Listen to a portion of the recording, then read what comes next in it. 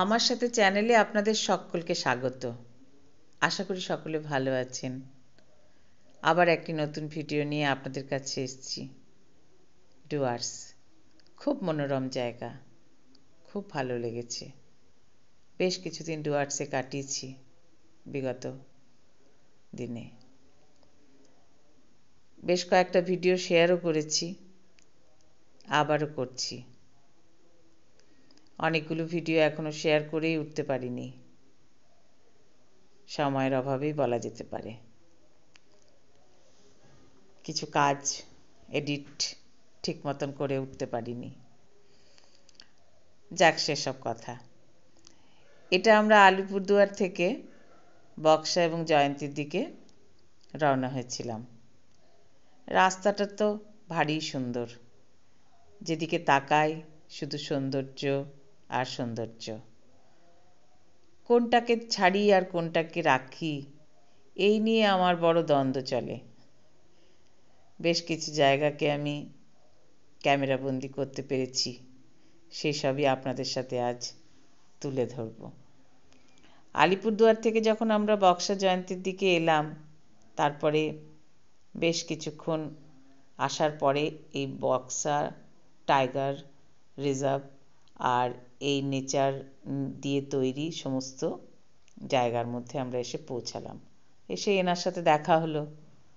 বেশ সামনে দাঁড়িয়ে আছেন, বাচ্চারা খেলতে খুব মগ্ন, তার আশেপাশে ছবি তুলবে। এই যে প্রকৃতি বীক্ষণ কেন্দ্র, এখানে একজনের সাথে আমার আলাপ হলো। তো উনি বললেন এখানে যে কি হয় কি না, একটা museum. Thank you very much. তো ভেতরে আমরা গেলাম। মিউজিয়ামের কত ধরনের জিনিস দেখতে পেলাম, শুধু এই জঙ্গলকে কেন্দ্র করে। আমরা জঙ্গল মানে শুধু গাছ পালা ইত্যাদি, কিছু পশু পাখি, এই ধারণার মধ্যে নিয়ে থাকি। কিন্তু সামান্য ধারণা আমার মনে হয় খুব সামান্য আমাদের ধারণাটা। তার বাইরেও আরও অনেক অনেক কিছু আছে যা আমাদের অজানা। শুধু প্রজাপতিরই যে কত রকম তার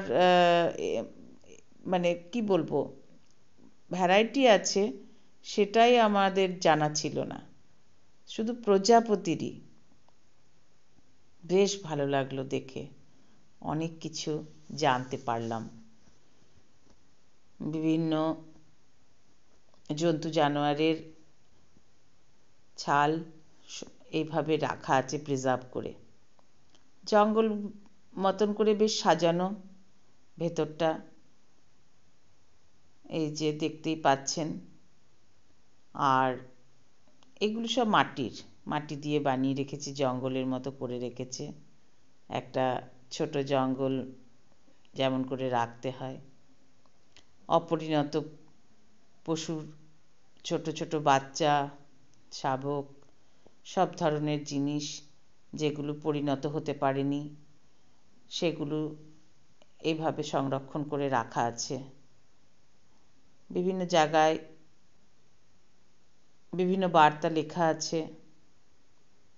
আমি সেগুলো সবগুলি আপনাদের সামনে তুলে ধরবার চেষ্টা করেছি। ফটোগ্রাফি করা, ভিডিও করা দূর থেকেই করতে হয়, টাচ করা যায় না, কাছে যাওয়া যায় না বিশেষ। না হলে ওখানে সমস্ত ওষুধ দেওয়া থাকে, তো ওনারা থাকেন, রিকোয়েস্ট করেন যেন হাত না লাগে। বুঝতেই পারছেন, প্রিজার্ভ এতদিন থেকে করা আছে। বিভিন্ন পাখির, সাপের, বিভিন্ন প্রজাতির ডিম থেকে যাদের বাচ্চা হয়, সেই সব নানান ডিম রাখা আছে। কত ধরনের ডিম, আর তার রূপ চেহারাই বা কত রকম।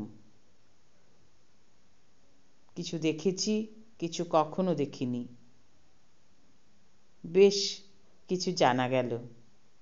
মিউজিয়ামটা ভারী সুন্দর জায়গা, অনেক কিছু জানা গেল।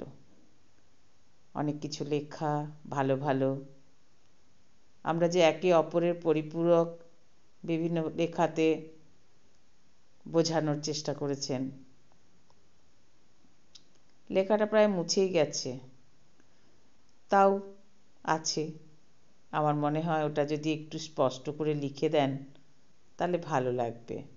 সমস্ত কিছুই তো বেশ সুন্দরভাবে রাখা আছে, লেখাটার প্রতি এত অগ্রাহ্য কেন, বেশ একটু মনে হলো। এখানে আছে বিভিন্ন প্রজাতির হাড়, বিভিন্ন শিকড়, গাছের ছাল, বিভিন্ন প্রজাতির পশুর হাড়ের নমুনা,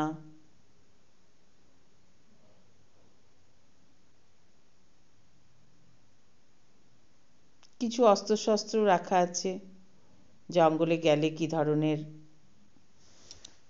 তারপরে ওখান থেকে বেরিয়ে এসে আমরা আবার একটা অর্কিড হাউসে গেলাম।